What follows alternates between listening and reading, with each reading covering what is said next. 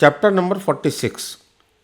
सच तो ये है कि लाला कत्ल नहीं कर सकता है। ये किस्सा भी मुझे मृदुल भैया ने ही सुनाया था और सुनने के बाद में मैं सोच में पड़ गया, ऐसा भी अदालतों में हो सकता है। मगर जिसके साथ हुआ, अगर उसने ये बात मुझे खुद ही बताई तो हम और आप कौन होते हैं, इस पर सवालिया निशान पता करने वाले। बजाय दिमाग लगाने के सुन ही लीजिए उन्हीं के मुंह से इस किस्से का हाल। उन दिनों लखनऊ में जिला जज माथुर साहब हुआ करते थे। बेहद शरीफ, अदालती मामलों में बहुत कुछ कानूनी कायदों को मानने वाले। मेरे पास दफा 302 यानी कत्ल का एक मुकदमा आया, जिसमें मेरे मुवक्किल के ऊपर ये इल्ज़ाम लगा था कि उसने किसी को गोली मारकर उसकी हत्या कर दी थी। मेरे मुवक्किल के घर वालों ने मुझे बताया कि वो चींटी भी नहीं मार सकता। उसकी गलती बस इतनी थी कि जिस समय ये वारदात हो रही थी वो वहीं पर मौजूद था और इस कदर बेवकूफ़ था कि जिसने कत्ल किया वो भागते समय अपनी रिवॉल्वर उसके हाथ में ये कहकर थमा कर चला गया कि मैं भी आ रहा हूँ और आकर मैं तुमसे ले लूँगा। यानी कि जो कुछ मौके वारदात पर हुआ था वो सब कुछ मेरे मुवक्किल के खिलाफ था और मेरी समझ में ये नहीं आ रहा था कि मैं उसको बचाने के लिए क्या बहस माथुर साहब की अदालत में करूं। इसलिए मुझे विश्वास हो गया था कि जमानत का ये मुकदमा तो जिला जज के यहाँ से खारिज होना ही होना है और उम्मीद सिर्फ हाई कोर्ट से ही लगा सकता हूं। तो फिर मैंने सोचा बहस दफा सरपट में की जाए। दफा सरपट में की जाए, इसके मायने आप यूं समझ लीजिए कि जब हम वकीलों को कानून की कोई धारा समझ में नहीं आती है तो हम सिर्फ अपनी जुबान के भरोसे बहस कर डालते हैं, नतीजा चाहे जो भी निकले। तो फिर मैं माथुर साहब के सामने खड़ा हुआ और मैंने बहस कुछ यूं की, हुजूर मेरे मुवक्किल पर जो इल्ज़ाम लगा है वो बिल्कुल ही गलत है।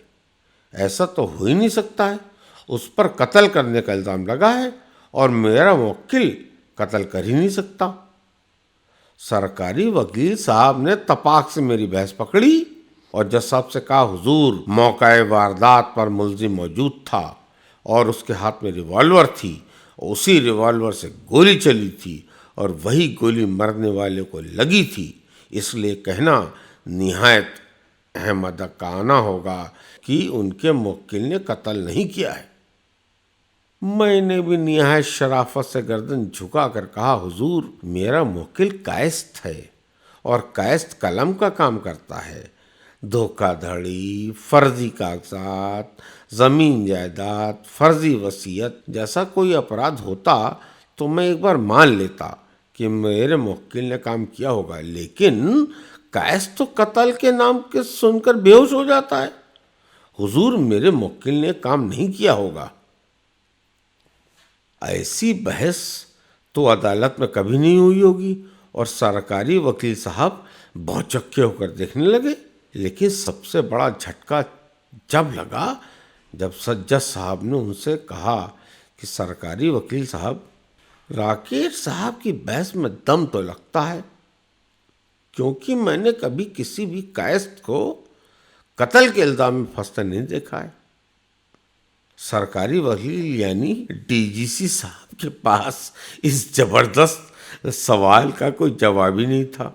वे मुंह बाए खड़े हो गए और इतना ही बोल पाए, हुजूर एक तारीख मिल जाए। मैं खुद भी लाजवाब हो गया कि मेरी दफा सरपट कुछ कामयाब हो रही थी। इसलिए मैंने फौरन जज साहब से कहा कि हुजूर चूंकि सरकारी वकील साहब के पास मेरी बहस का कोई जवाब नहीं है, इसलिए मेरे मुवक्किल को ज़मानत पर रिहा कर दिया जाए। और जज साहब ने सिर्फ उस बिना पर कि मेरा मुवक्किल कायस्थ था इसलिए उसे ज़मानत पर रिहा करने का हुक्म दे दिया। आप मानिए ना मानिए, मैं बहुत दिनों तक इस फैसले पर और अपनी बहस पर खुद को दाद देता हूँ। हालांकि ये दूसरी बात है कि मेरे साथ यही कुछ वकीलों ने कहा कि ऐसी वकालत ठीक नहीं थी।